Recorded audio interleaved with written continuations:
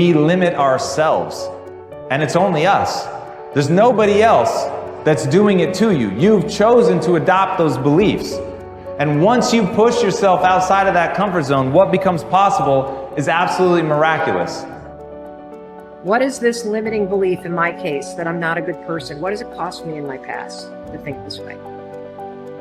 What is it costing me in this present moment to think that I'm not a good person? And here's the kicker. If I don't evolve this, if I don't get deliberate, what is it going to cost me in the future to continue to think that I'm not a good person? And the law of attraction is one that works like this. You get back from the universe, from the world, what it is that you put out there in the world. And if you're putting out there into the world that I am not worthy of attracting something beautiful into my life, that the universe will respond back to you with exactly that message. If I'm lying to you about who I am, or I'm lying to you about whatever, there's no starting point. There's a false reality. You have to create the real reality. It would be better for you to act towards an end that makes everything that's good better. That's the best way to live, to make everything that's good better. And maybe to restrict the development of everything that's malevolent and evil within yourself and in the broader world, insofar as you're able to do that. And so I think that's an expression of love, is that because when you love something, you care for it. And the proper attitude towards being, I think, is care. The best thing about life is tomorrow never happens. Yes? If you just know how to deal with what's now, you know how to deal with your entire life. This moment, if you know how to manage your thought, your emotion and your body, rest drama outside happens. But if this is like this will be joyful and wonderful no matter what's the drama around you. Yes? Oh, what if this happens, what if that happens? Yes, all those things can happen. But you came here to experience life, not to avoid life, isn't it? This is about being able to think like a champion, know what goes on in their heads, understand how you can relate it to your business and whatever you do to take yourself to the next level. And I'll tell you, if you fight with all you have, more often than not, you won't go down at all. You will win. But you have to make that attitude a part of your everyday life. Do the extra repetition. Run the extra mile. Go the extra round. Make the right choices. Give the full measure. Make yourself stronger. Every day, comfort you versus growth you are in a fight. There's a war going on inside you. Comfort you versus growth you. Every day there's a fight, there's a battle, there's a war going on. And you need to decide who's gonna win the fight. It's a daily thing. And the more growth you wins against comfort you, the more you start to grow, the more you start to hit your goals, the more you start to have an impact, the more you start to love yourself. It's painful to understand how much of what you're doing isn't productive. So I'll give you an example. So I've done this a couple of times with classrooms full of students. Usually when I'm lecturing about career development, say, okay, how much time do you waste? So then I get the class to vote. How many of you waste 10 hours a day? It's like 10% of the kids will put up their hands. And it's interesting because I don't define what constitutes waste. I just ask the question. So they're diagnosing themselves, right? I'm not saying you're wasting 10 hours a day. I'm just asking. It's like, given your own attitude, how much time are you wasting? 10 hours a day. It's like 10% of the people put up their hands. Well, when you get to like 6 hours a day, 80% of the people put up their hands. So then we do the arithmetic. It's like, because I like doing arithmetic with people. People hate arithmetic, but I like doing it. It's like, okay, 6 hours a day. It's 42 hours a week. So let's call that a work week, 40 hours a week. So that's a work week.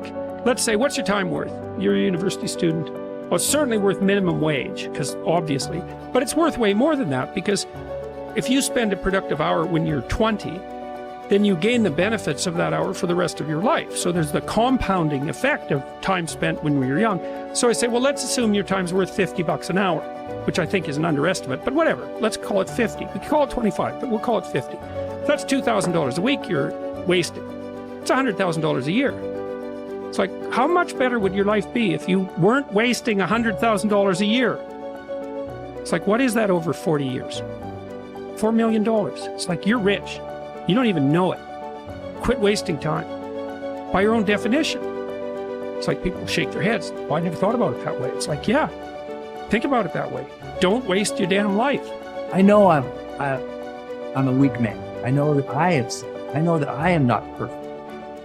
But if I could have a person who's so much wiser than me, if I could look out into the future and my highest, best, strongest, happiest, boldest self could step into the situation, how would my better self advise me now? And you'll always find that your better self will say, calm down. It's not that big of a deal in the bigger picture. You're stronger than you know. Believe in your ability to figure this out. Take a breath. Take a couple breaths. Know that you could make the situation awful and make yourself feel bad, but that's your choice. Your highest self would tell you, you know what? Handle this well so you can respect yourself later. Your best self would say, handle yourself well now, just to prove that you can. Your best self would say, you know what? If you handle yourself now, you'll have fewer regrets later. Your best self would say, you know what? Instead of being angry, try to be compassionate. Because from compassion and love comes a greater power to influence than you'll ever have as an angry little child. Oof, your older self, they'd tell you, they'd learn you. They'd give you the messages that you needed to hear. What would you do as your highest self? I like my trigger for myself is when I feel those negative emotions, I ask a very specific question. My question is, if I was acting as my highest self now, what would be my next right action of integrity? Coming from a place where I want to be happy as a human being, how would I reply to this? And that changes the game. The questions we ask ourselves in moments of conflict dictate the answers and the way in which we behave. And so I say to you, take a beat, ask the questions, wonder why you're so upset, and let it go. Ask, what would my highest self do in the situation? Removing distractions is no small matter in our current culture, but it's critical. How do you do it? First, by maintaining the discipline of practicing your priorities.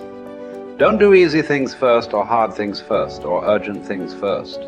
Do first things first, the activities that give you the highest return. In that way, you keep the distractions to a minimum. Second, insulate yourself from distractions. I've found that I need blocks of time to think without interruption. I've mastered the art of making myself unavailable when necessary and going off to my thinking place so that I can work without interruptions. Because of my responsibilities, I am always aware of the tension between my need to remain accessible to others as a leader and my need to withdraw from them to think. The best way to resolve the tension is to understand the value of both activities. Walking slowly through the crowd allows me to connect with people and know their needs. Withdrawing from the crowd allows me to think of ways to add value to them. My advice to you is to place value on and give attention to both. If you naturally withdraw, then make sure to get out among people more often. If you're always on the go and rarely withdraw for thinking time, then remove yourself periodically so that you can unleash the potential of focused thinking. And wherever you are, be there. Once you have a place to think, you need the time to think. Because of the fast pace of our culture, people tend to multitask. But that's not always a good idea. Switching from task to task can cost you up to 40% efficiency. According to researchers, if you're trying to accomplish many things at the same time, you'll get more done by focusing on one task at a time, not by switching constantly from one task to another. Ralph Waldo Emerson, the great transcendental thinker, believed concentration is the secret of strength in politics, in war, in trade, in short, in all management of human affairs. To help me concentrate on the things that matter, I work to keep important items before me. One way is to ask my assistant to keep bringing it up, asking me about it, giving me additional information in reference to it. I'll also keep a file or a page on my desk so that I see it every day as I work. That strategy has successfully helped me for 30 years to stimulate and sharpen ideas. If you've never done it, I recommend that you try it. Take a good look at yourself from time to time to see whether you are actually making progress. That is the most accurate measure of whether you are making the best use of focused thinking. Ask yourself, am I seeing a return for my investment of focused thinking time? Is what I am doing getting me closer to my goals? Am I headed in a direction that helps me to fulfill my commitments, maintain my priorities, and realize my dreams?